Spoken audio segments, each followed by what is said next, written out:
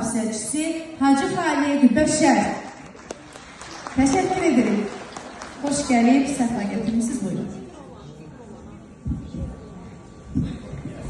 Əziz həmvətənlər, dəyərli tədbir iştirakçıları, çox hörmətli qonaqlar, çıxışıma başlamazdan öncə ilk növbədə təşkilatçılara təşəkkür edirəm. Bu uzaq yolu və yolun da nə qədər narahat olduğunu biz hamımız gələrkən gördük və belə bir situasiyada təbii ki, belə bir tədbir təşkil etmək, gənc olmalarına baxmayaraq Əmrah bəyə, Aynurə xanıma, Emin müəllimə mən səmimi təşəkkür edirəm.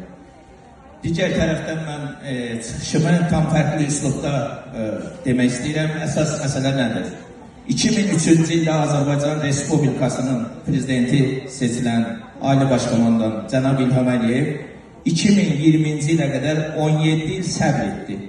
Bu 17 il ərzində cənab prezidentin ünvanına ağzı göçəklər nələr demədi, nə fikirlər söyləmədi.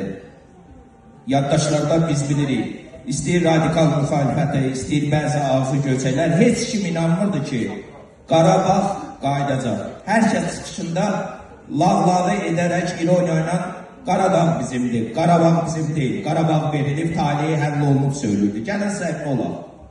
Və 2019-cu ildə bax bu Şuşa şəhərində, Cıdır düzündə Paşinyan gəlib erməni generalları ilə pivə içib, qarnını qabağa verib, burada yallı gedəndə bir Azərbaycanlı kimi bizim içimiz yanırdı ki, Şuşamızda erməni generalları, erməni vandalları, erməni faşistləri bu torpaqda necə yallı gedir. Və onda içimiz dağlıydı. Amma Ali Başkomandan səbri pozmurdu. Özü dediği kimi çıxışlarda lazım olsaydı bir 17 ildə dözəcəkdi. 2020-ci ildə əsas lazımı məqam yetişəndə Allah Cəllaluhu ki izin verir. Artıq vaxtıdır, durmaq olmaz. O mümbit şərait yetişib. 44 günə Ali Başkomandanın özü mərkəzi qərargaha gələrək həmin dövrdə nələr baş verdi? Generalların bir çoxu təxris olundu. Başda Nəcməddin Sadıqov olmaq şərti ilə. Rövşən Əkbərov olmaq şərtinə və bir çox generallar həbs olundu, yerindəcə. Hətta cənab prezident çıxışlarında dedi ki, bəzi məqamlar var idi ki, satqınlıq edirlər içəridən. Və müxtəlif rəqəmlər də səsləndirir, mən o rəqəmlərin üstündə dayanmasam itkilərimiz olur. Yəni biz daha satqın içərimizdən olan, o sapı özümüzdən olan Baltaral olmasaydı, müharibənin 44 günə yox daha da tez qutara bilərdi. Amma Ali Başkomandan özünü itirmədi. Uniformasında, mərkəzi qərargahda, Müdafiə Nazirliyinə də, məhz orduya da, silahlı qüvvələrin, Ali Başkomandanı kimi özü rəhbərlik edirəm.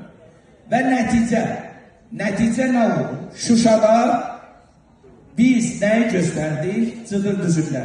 Əsl müsəlman olduğumuzu. Cənab prezidenti öz həyat yoldaşı Mehriban xanımdan gəlib pivə içmədi, araq içmədi, şərab içmədi, çay içdi. Və göstərdi ki, əsl müsəlman, əsl mömin, əsl dindar, əsl Ali Başkomandan necə olur və necə olmalıdır. Bu bir örnəkdir.